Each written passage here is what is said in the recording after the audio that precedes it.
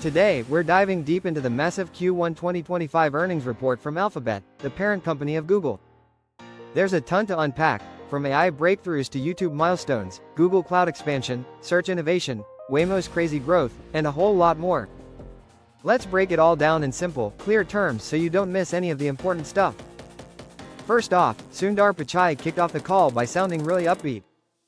He talked about another strong quarter, highlighting how AI is now powering every part of Google's business. Search posted double-digit revenue growth again, which is impressive. And AI Overviews, that feature where AI gives you a summary right in search results, now has over 1.5 billion monthly users. That's massive reach. And he hinted that more innovation is coming soon, so they're just getting started. Subscriptions are also booming. Google now has over 270 million paid subscriptions across services like YouTube Premium and Google One. Meanwhile, Google Cloud continues to show high-speed growth, especially with all the AI-related demand. They hosted Cloud Next recently, showing off their leadership in infrastructure and AI agent tools, and it seems like customers are loving it. A huge part of Google's strategy right now is what they call their full-stack AI approach. Basically, they want to own every layer of AI, from the chips, to the models, to the products you actually use. And one of the biggest highlights this quarter was the launch of Gemini 2.5, their newest and smartest AI model. Sundar said it's already considered by many as the best model in the industry. It's crushing it in benchmarks, coding, math, science, the whole thing.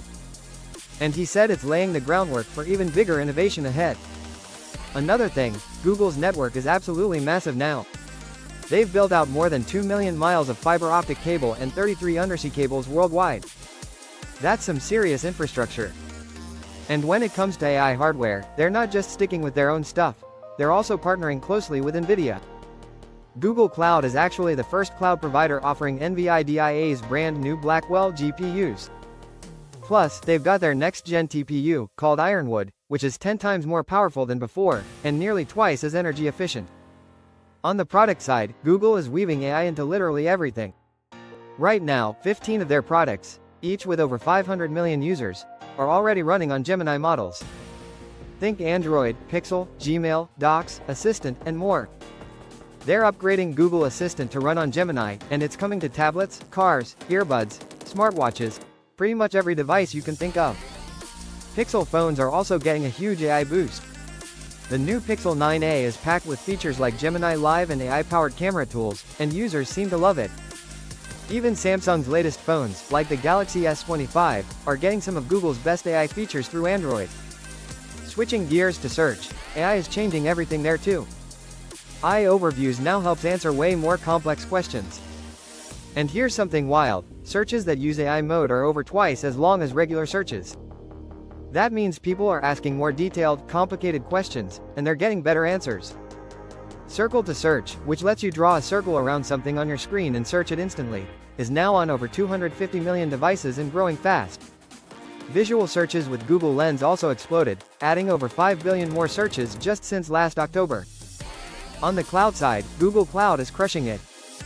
At Cloud Next, they showed off how they're helping businesses of all sizes build AI into everything they do. And they're offering AI models not just from Google itself, but also third-party ones like Anthropic's Claude and Meta's Llama models, all on the same Vertex AI platform.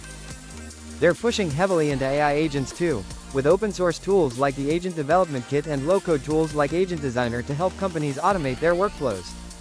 Plus, they're helping big companies like KPMG build custom AI agents that can search across internal systems, talk to employees, and even take actions inside enterprise software.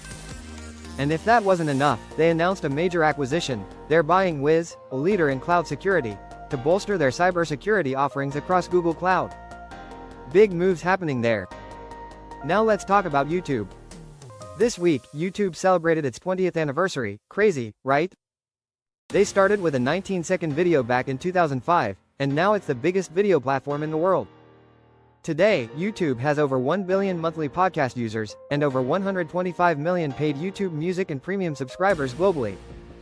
YouTube subscription revenue is growing fast, and they're even expanding options like Premium Lite, which lets you watch most videos ad-free at a lower price. And get this, for the past 2 years, YouTube has been the #1 streaming service in the US in terms of watch time, even beating Netflix, according to Nielsen. That's a huge accomplishment. Shorts are also booming.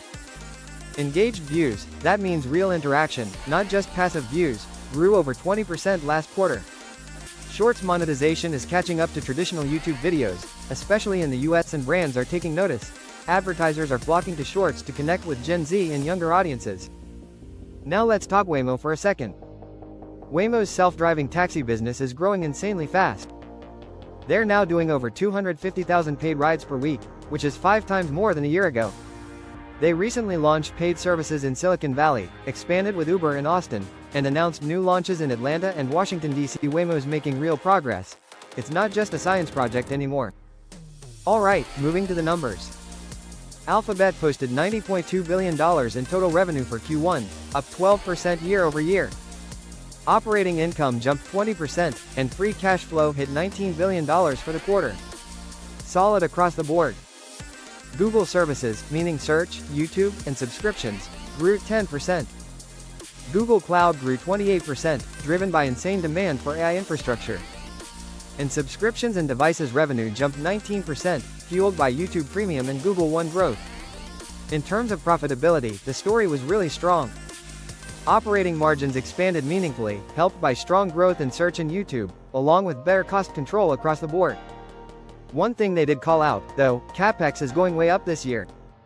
They're planning about $75 billion in CapEx, mostly for servers and data centers to support AI growth. And that's going to drive up depreciation costs too. So, margins could get a little bit pressured later this year because of all the investment, but it's all about setting up for future growth. Alphabet's board also announced a 5% dividend increase and approved a fresh $70 billion share repurchase plan. Big moves to return cash to shareholders. Before we wrap up, let's touch on AI again. Alphabet emphasized that AI is already a huge part of their products, not just something they're planning for the future. They're integrating Gemini models everywhere: search, docs, Gmail, Android, cloud, and making AI a natural part of users' daily lives. Sundar Pichai sounded really confident that AI will open up massive new revenue opportunities over the long term. Bottom line, Google is not standing still. They're investing aggressively in AI, in infrastructure, in new product experiences.